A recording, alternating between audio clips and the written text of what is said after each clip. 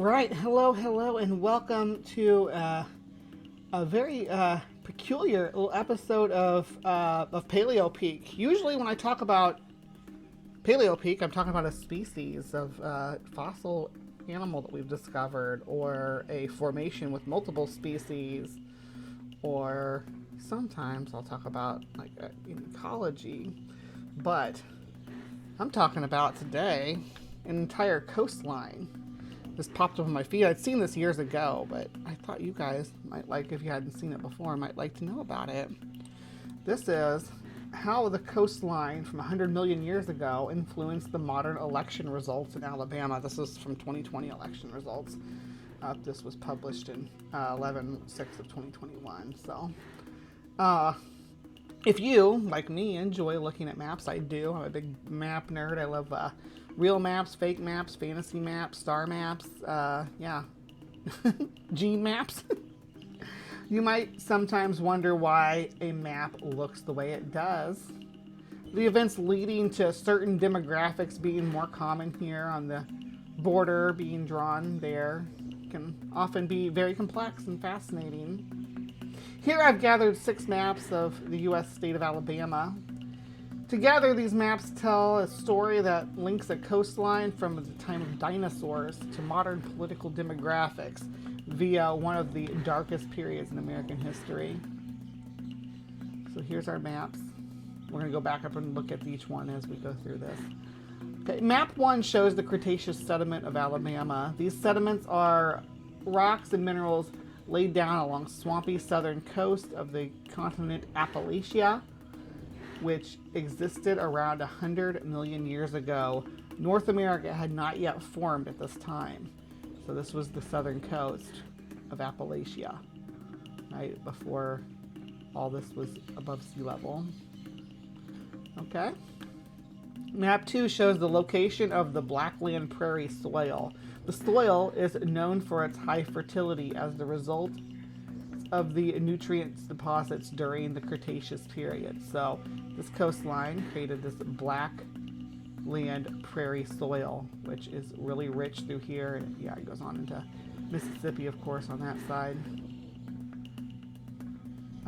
But yeah, Mississippi, and I think, does it go on into Louisiana too? I think it might. Anyway, map 3 shows us modern farm size in Alabama. The largest farms, shown in red, can be found in the area with the most fertile soil.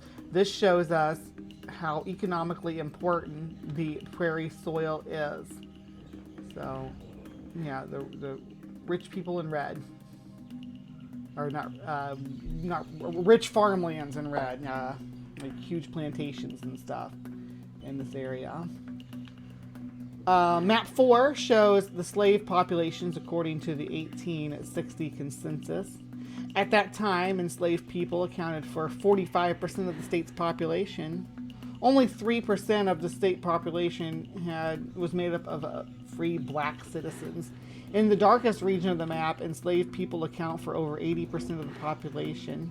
Enslaved people mainly worked on cotton plantations, and these plantations were most common in the area with the most fertile soil. So look in there, the darkest area is 80% of the population. So this area over here, yeah, is very, very dark. Then you get to map 5, shows us the modern black population of Alabama. The darkest red areas show more than 44% of the population of the region is black. Despite the 150 years between these maps, these are still close correlation between the historic slave population and the modern black population. It's this map and this map right here, right? So we're still with it. And finally, map 6 shows us the results of the 2020 election, where the large black population are much more likely to vote for the Democratic Party, shown in blue. This trend continues to the east and west of Alabama along the so-called Black Belt of the southern United States. and along the buried coastline of the Cretaceous continent of Appalachia. When we look at maps and data about the modern world, it's easy to forget that everything about our world has been dictated and shaped by the events of history and prehistory, from ancient continents to terrible atrocities. Our world is a product of its past. And understanding that past can be key to helping us better understand the present. And this was written by Starkey, who's also credited on the comic. I did share this on all of my socials, so if you like it, that's cool. You can go out there. I'm going to go ahead and share a link to this if it'll let me. It looks like it might be a long link. Yeah, it'll let me. Good. Yeah, there's a link to the comic. Yeah, this map thread is pretty awesome. I don't know if you've seen it before or not, but let's see. The last one is freaky looking, you know. Scary how all red that is, isn't it?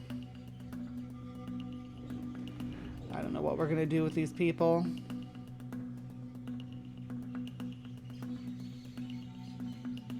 Yeah, I hope that last one was a video edit, not how it really looks. I feel like the whole history is pretty dark, yeah. But let's look at that blackened prairie soil, though, they call the Black Belt, as it extends to the rest of the southern states, just out of curiosity.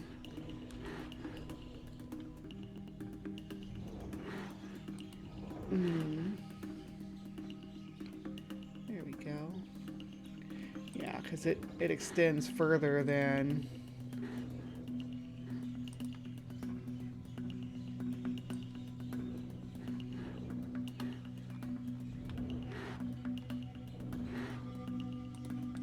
version of this.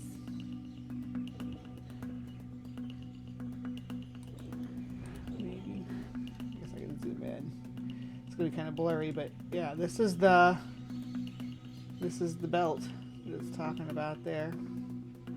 Right across the middle of Alabama is where we were, but it goes all the way up the Chesapeake and all the way down to East Texas.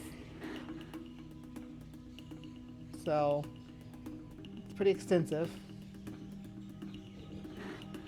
and it covers a lot of some of these southern states. Covers a lot of them. Covers almost all of Mississippi, almost all of Alabama, almost all of Georgia, and huge territory of Louisiana, almost all of the Virginia and North Carolina. South Carolina, not so much. I guess South Carolina's got as much as Alabama, maybe. Anyway, yeah, interesting. So, that black dirt gets humid as hell. I bet it does. I bet it grows stuff good, though. All right. Well, thank you so much for sticking with me through today's episode of Live from the Hive. I hope you enjoyed learning some stuff. If you have any questions, any commentary, or you feel like I was something I was wrong about, let me know in the comments down below. Please remember to be kind. Take care. We'll see you next time.